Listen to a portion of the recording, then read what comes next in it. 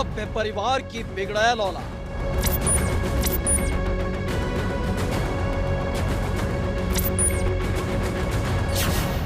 छह फीट का डॉन और इरादे खतरनाक।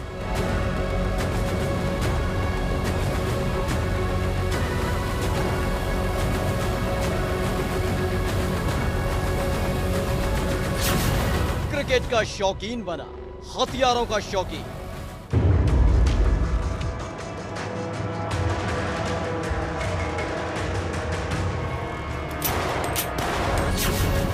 पूर्वांचल में लिखी दहशत की दास्तान।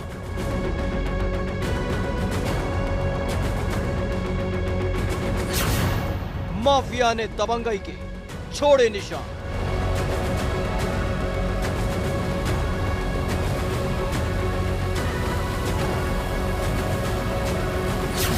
जरायम की दुनिया का बना बादशाह।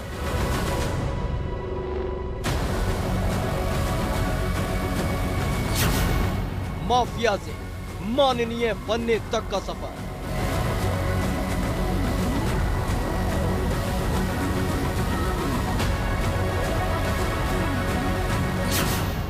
माननीय से जेल जाने तक की पूरी कथा।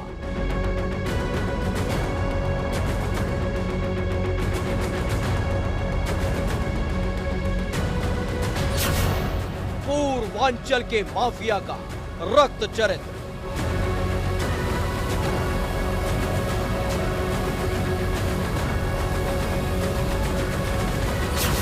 मुख्तार की भस्मासुर कंपनी।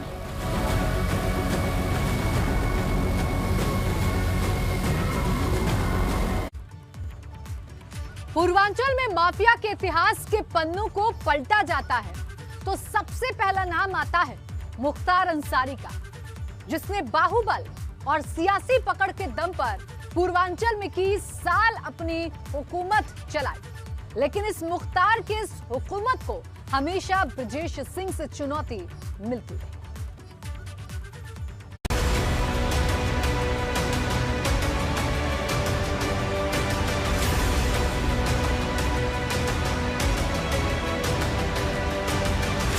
पूर्वांचल के सबसे भयावह और थर्रा देने वाली घटनाओं में से एक सैदपुर में हुई गैंग वॉर शामिल रही, जिसके बारे में बात करने और सोचने भर से लोग घबरा जाते हैं। गाजीपुर सैदपुर के मुड़ियार गांव की 6 बीघा जमीन, मात्र 6 बीघा जमीन ने पूरे पूर्वांचल को रक्त रंजित कर दिया।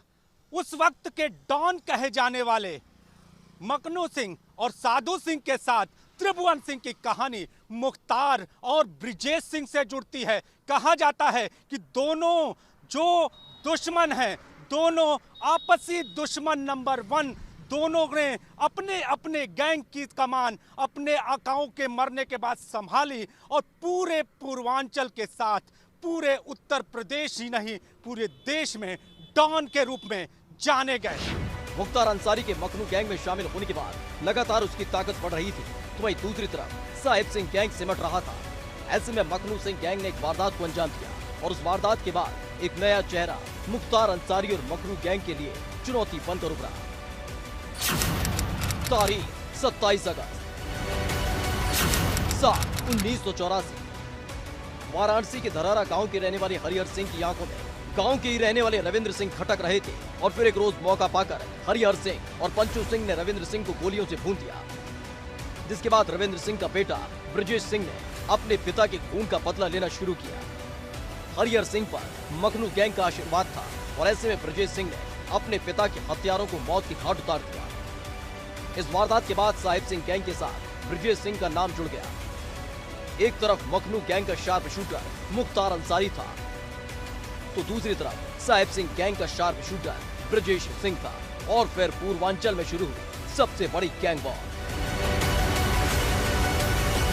जैसे कि बनारस पुलिस लाइन में कम से कम 100 मीटर की दूरी से गोली चलती है और त्रिभुवन के भाई राजेंद्र सिंह की, जो वहाँ पे दीवान के रूप में पोस्टेड थे, उनका मर्डर हो जाता है। साहिब सिंह चौका घाट जेल से पेशी पे आते हैं। प्रिजन वैन से उतरते समय उनको एक गोली, कोई देखता ही नहीं है कहाँ से गोली चली, कौन चलाया गोली, किस वेपन से चली गोली, लेकिन उनके कनपटी पे गोली लगती है और एक गोली में ही उनका काम तमाम हो जाता है। तो वहाँ तक गैंग की कमान जिस समय ये पीक चल रहा था साधु सिंह के ही हाथ में थी। 1989 में जिस समय विधानसभा चुनाव हो रहे थे प्रदेश में, उस ज़माने में साधु सिंह ब्लॉक प्रमुखी का चुनाव लड़ने के लिए सरेंडर करके वो पहले जेल गए और जेल से अस्पताल में इलाज के लिए, गाजीपुर सदर अस्पताल में इलाज के लिए भर्ती थे।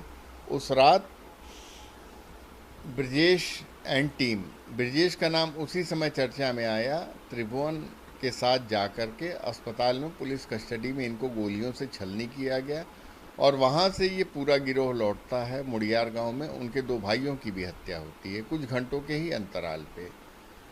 यहाँ से ब्रजेश का नाम और साधु सिंह के मरने के बाद फिर गिरोह की कमान मुख्तार के हाथ में। ब्रजेश सिंह और मुख्तार अंसारी के बीच अदावत चल रही थी। तभी ब्रजेश सिंह के करीबी और उसके दोस्त त्रिभुवन सिंह के भाई जो सिपाही था, 1988 में मखनू सिंह गैंग ने उसे मौत के घाट उतार दिया। जिसके बाद ब्रजेश सिंह और त्रिभुवन सिंह ने मिलकर मखनू सिंह गैंग के साधु सिंह की अस्पताल में घुसकर हत्या कर दी। इस बात को मुख्तार ने अपनी प्रतिष्ठा पर ले लिया।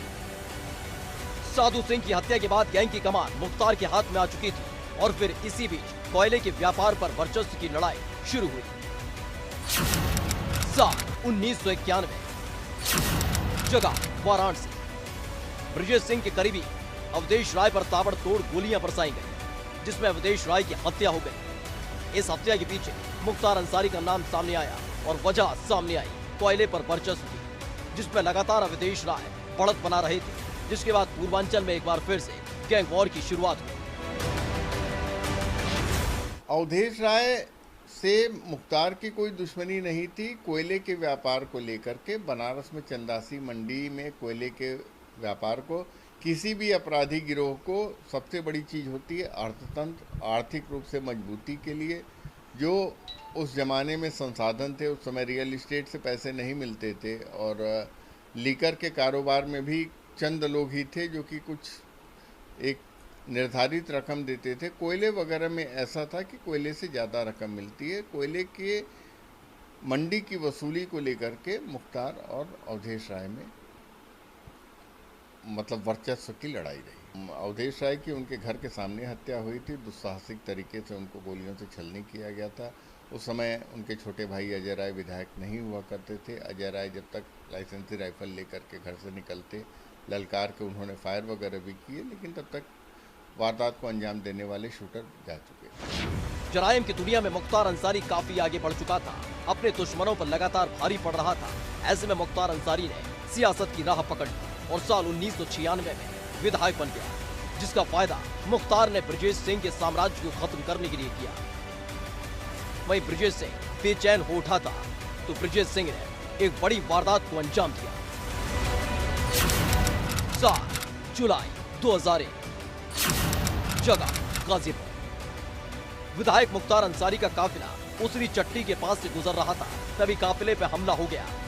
इस हमले में जमकर गोलीबारी हुई। ब्रजेश सिंह जैसे तैसे अपनी जान बचाकर भाग निकला, लेकिन इस गैंगवॉर में मुख्तार और ब्रजेश सिंह के कई गुर्गे मारे गए और ब्रजेश सिंह के मारे जाने की अफवाह भी उड़ी। लेकिन एक बार फिर से ब्रजेश सिंह ने वापसी की और उसके सिर पर हाथ रखा भाजपा के नेता कृष्णानंद राय ने। 2002 में भाजपा की टिकट पर कृष्णानंद राय ने चुनाव लड़ा।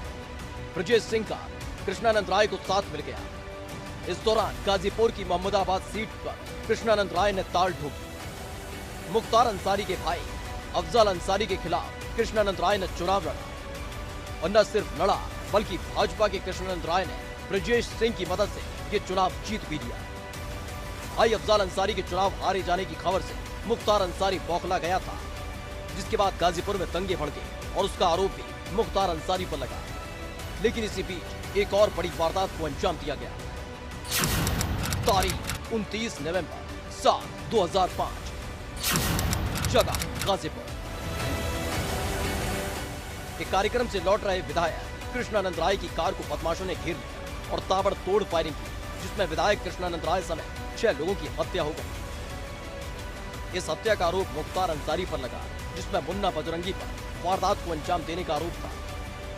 बांदा जेल में बंद माफिया डॉन मुख्तार अंसारी के गुनाहों का अब हिसाब होगा। लेकिन मुख्तार कैसे मुख्तार बना, किस तरह से मुख्तार ने पूर्वांचल में अपनी दहशत कायम की, कैसे मुख्तार माफिया बना, इसकी पूरी कहानी एबीपी गंगा आपको दिखा रहा है। और इसके साथ ही हम आपको बता रहे हैं कि स्कूल का वो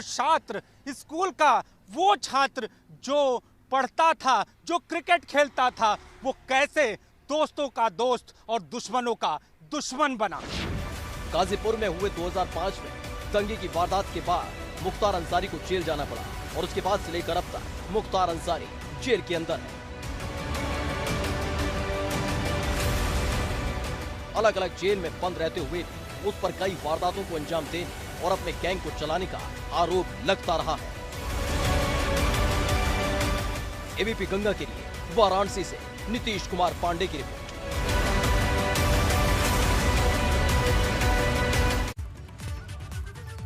बांदा की जेल में बंद एक डॉन, एक माफिया जरूर बिलबिला रहा है, तड़प रहा है, खौफ में है और घबरा रहा है। लेकिन ये वक्त ही है जिसने मुख्तार अंसारी की ये हालत कर दी, क्योंकि पूर्वांचल में जिसके नाम भर से लोग डर जाया करते थे, घबराते थे, वो खुद ही डरा हुआ है।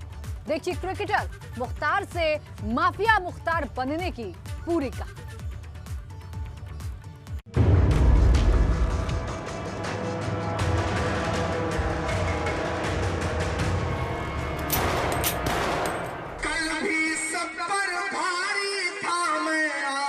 सब पर भारी हूँ, बच्चा बच्चा चीख रहा है, मैं मुख्तार चीख रहा है, मैं मुख्तार अंसारी हूँ। कभी अपनी मूंछ पर दाव देकर गाजीपुर की गलियों में घूमने वाली माफिया की जिंदगी बांदा जेल की बैरक नंबर 16 में सिमट कर रह गई है।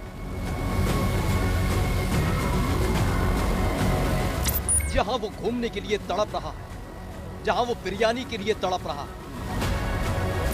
रहा है अपने उसी पुराने रसूख के लिए, जब उसके लिए जेल की सलाखें भी मजाक हुआ करती थी।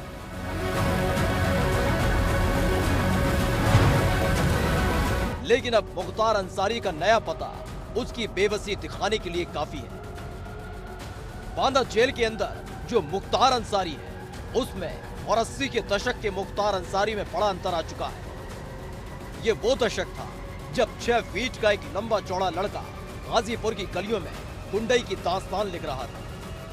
दरअसल मुख्तार अंसारी की पारिवारिक पृष्ठभूमि राजनीतिक और रसूखदारों की रही। जब मुख्तार के दादा मुख्तार अब्बास अंसारी आजादी से पहले कांग्रेस के अध्यक्ष रहे, मुख्तार के नाना ब्रिगेडियर उस्मान परमवीर चक्र विजेता, पिता सुभान अल्लाह अंसारी कम्युनिस्ट पार्टी के नेता, और तो और मुख्तार के चाचा हामिद अंसारी देश के उपराष्ट्रपति रह चुके हैं। लेकिन इसी परिवार के एक बिगड़ैल बेटे ने अपनी किस्मत खुद लिखी और कहानी शुरू हुई क्रिकेट के मैदान से। हथियारों का शौकीन मुख्तार अंसारी एक वक्त में क्रिकेट का शौकीन था। वाराणसी के इसी मैदान में उसने अपने क्रिकेट के हुनर को दिखाया था, और तो और इस मैदान में उसका सामना उस शख्सियत से हुआ था जो आगे चलकर उसका सबसे बड़ा दुश्मन बन गया। इस क्रिकेट के मैदान पर मुख्तार अंसारी ने ब्रिजेश सिंह के साथ क्रिकेट खेला था।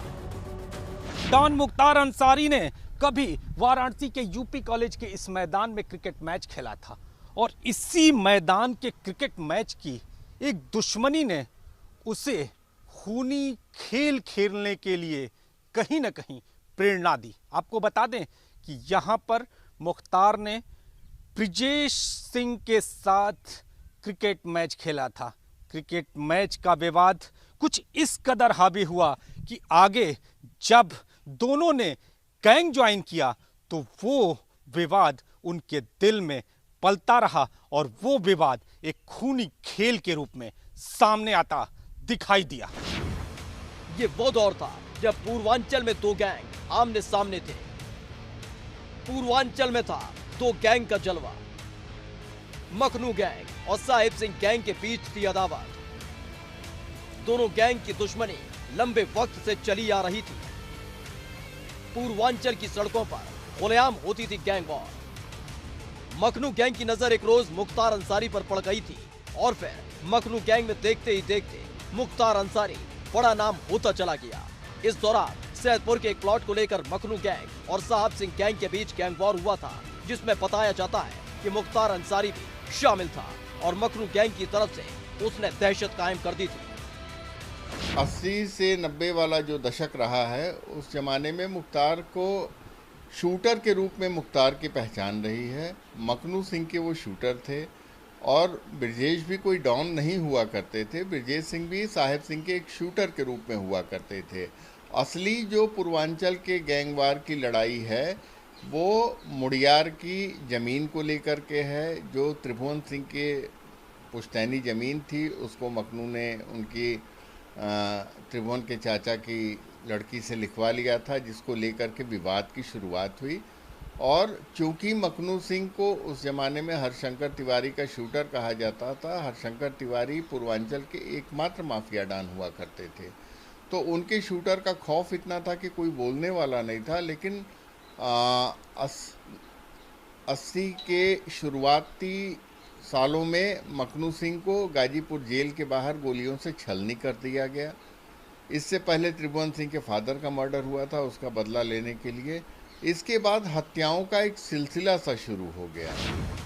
इस घटना ने पूर्वांचल को थर्रा कर रख दिया था और साथ ही दे दिया था एक माफिया को जन्म, जिसका नाम मुख्तार अंसारी था और वो मुख्तार अंसारी से माफिया मुख्तार अंसारी बन चुका था। और फिर मखनू गैंग का जलवा पूर्वांचल में लगातार बढ़ रहा था।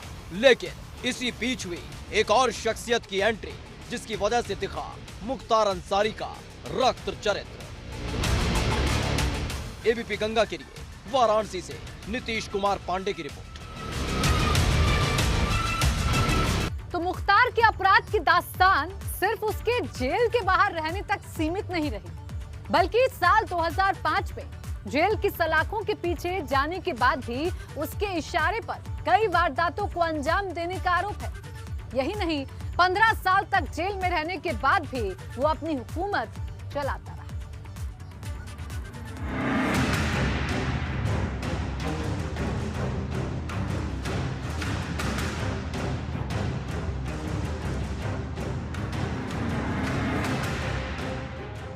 मुख्तार अंसारी ने जब जुर्म की दुनिया में कदम रखा तो एक के बाद एक वो कई वारदात को अंजाम देता चला गया। ऐसे में उसका नाम जल्द ही पूर्वांचल के बड़े माफिया में शुमार होने लगा और इसके साथ ही उसकी दुश्मनी भी बढ़ती गई। मुख्तार ने अपनी ताकत बढ़ाने के लिए सियासत का सहारा भी लिया और इसी वजह से पहली बार वो 1996 में मऊ से विधायक बना।